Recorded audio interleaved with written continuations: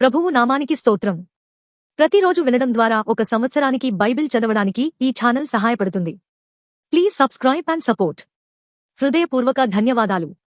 నేటి వేద భాగం యిర్మీయా గ్రంథము 17వ అధ్యాయము.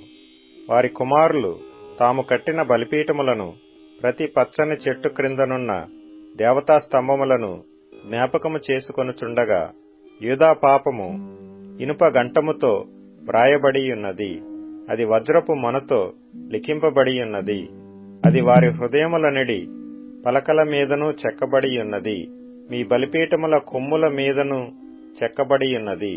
పొలములోనున్న నా పర్వతమా, నీ ప్రాంతములన్నిటిలో నీవు చేయు నీ పాపమును బట్టి నీ ఆస్తిని, నీ నిధులన్నిటిని, నీ బలిపీఠమును దోపుడు సొమ్ముగా నేనప్పగించుచున్నాను. మీరు నిత్యము రగులుచుండు కోపము నాకు పుట్టించితిరి గనుక నేను నీకిచ్చిన స్వాస్థ్యమును నీ అంతట నీవే విడిచిపెట్టితివి గనుక నీవెరుగని దేశములో నీ శత్రువులకు నీవు దాసుడవగుదువు. యెహోవా ఇలాగు సెలవిచ్చుచున్నాడు, నరులను ఆశ్రయించి శరీరులను తనకాధారముగా చేసుకొనుచు తన హృదయమును యెహోవా మీద నుండి తొలగించుకొనువాడు శాపగ్రస్తుడు. వాడు ఎడారిలోని అరుహా వృక్షము వలె ఉండును. మేలు వచ్చినప్పుడు అది వానికి కనబడదు. వాడు అడవిలో కాలిన నేల యందును నిర్జనమైన చవిటి భూమి యందును నివసించును. యెహోవాను నమ్ముకొనువాడు ధన్యుడు. యెహోవా వానికి ఆశ్రయముగా ఉండును. వాడు జలముల యొద్ద నాటబడిన చెట్టు వలె నుండును. అది కాలువల ఓరను దాని వేళ్లు తన్నును. వెట్ట కలిగినను దానికి భయపడదు. దాని ఆకు పచ్చగా నుండును. వర్షము లేని సంవత్సరమున చింత నొందదు, కాపు మానదు. హృదయము అన్నిటికంటే మోసకరమైనది, అది ఘోరమైన వ్యాధి కలది. దాని గ్రహింపగలవాడెవడు? ఒకని ప్రవర్తనను బట్టి వాని క్రియల ఫలము చొప్పున ప్రతికారము చేయుటకు యెహోవా అను నేను హృదయమును పరిశోధించువాడను, అంతరింద్రియములను పరీక్షించువాడను. న్యాయ విరోధముగా ఆస్తి సంపాదించుకునివాడు తాను పెట్టని గుడ్లను పొదుగు కౌజు పెట్టవలేనున్నాడు. సగము ప్రాయములో వాడు దానిని విడువవలసి వచ్చును. అట్టివాడు కడపట వాటిని విడుచుచు అవివేకిగా కనబడును. ఉన్నత స్థలమున నుండు మహిమగల సింహాసనము మొదటి నుండి మా పరిశుద్ధాలయ స్థానము. ఇశ్రాయేలునకు ఆశ్రయమా, యెహోవా, నిన్ను విసర్జించిన వారందరూ సిగ్గునొందుదురు. నా ఎడల ద్రోహము చేయువారు యెహోవా అను జీవజలముల ఊటను విసర్జించియున్నారు గనుక వారు ఇసుక మీద పేరు వ్రాయబడిన వారుగా ఉందురు.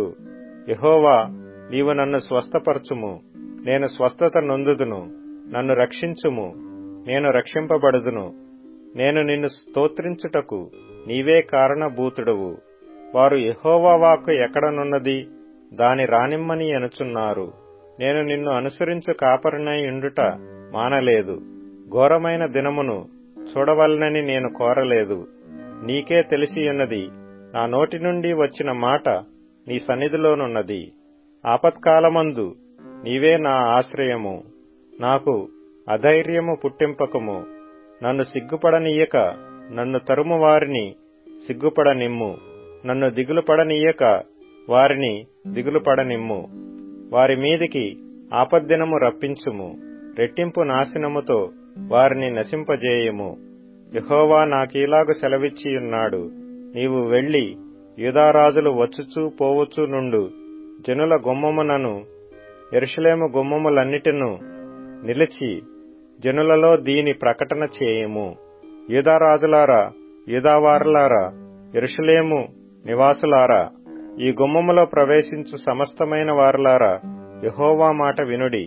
యెహోవా ఇలాగు సెలవిచ్చుచున్నాడు, మీ విషయములో జాగ్రత్త పడుడి. విశ్రాంతి దినమున ఏ బరువును మోయకుడి. యెరూషలేము గుమ్మములలో గుండా ఏ బరువును తీసుకుని రాకుడి. విశ్రాంతి దినమున మీ ఇండ్లలో నుండి ఏ బరువును మోసుకొని పోకుడి. ఏ పనియూ చేయకుడి. నేను మీ పితరులకు ఆజ్ఞాపించినట్లు విశ్రాంతి దినమును ప్రతిష్ఠిత దినముగా ఎంచుకొనుడి. అయితే వారు వినకపోయిరి, చెవిని బెట్టకపోయిరి. వినకుండను బాధ నొందకుండను మొండికి తిరిగిరి.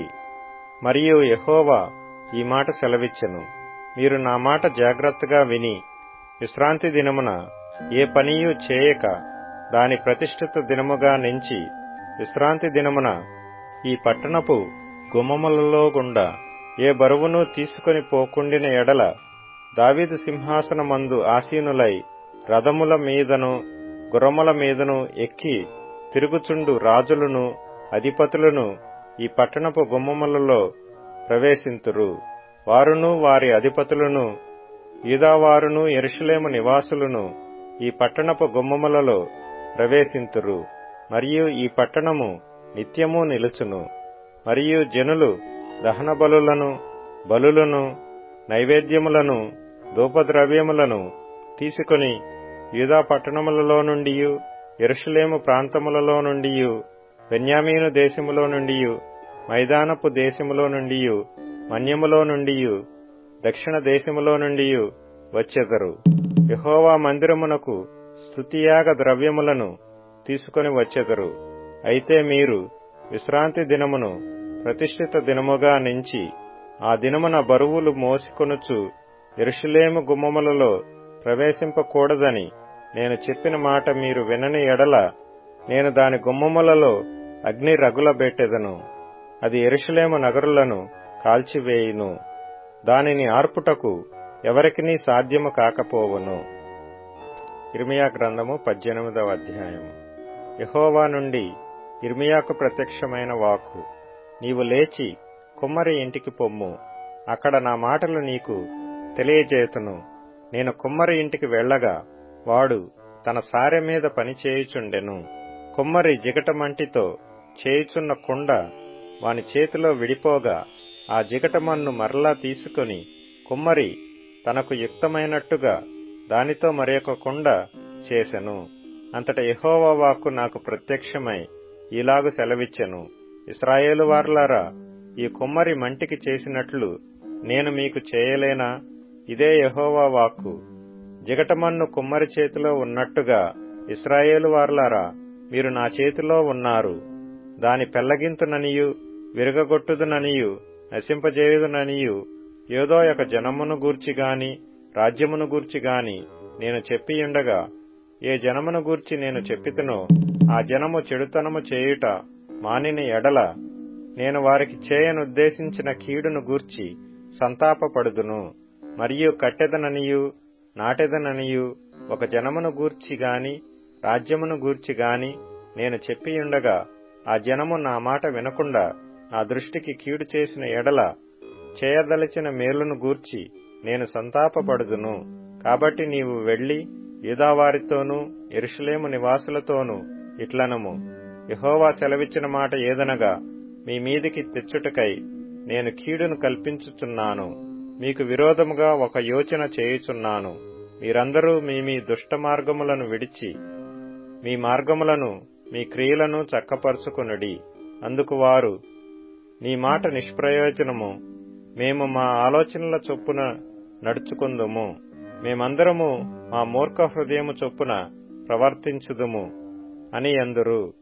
కావున యెహోవా ఇలాగు సెలవిచ్చుచున్నాడు, అన్యజనులను అడిగి తెలుసుకొనిడి, ఇట్టి క్రియలు జరుగుట వారిలో ఎవడైనా వినెనా?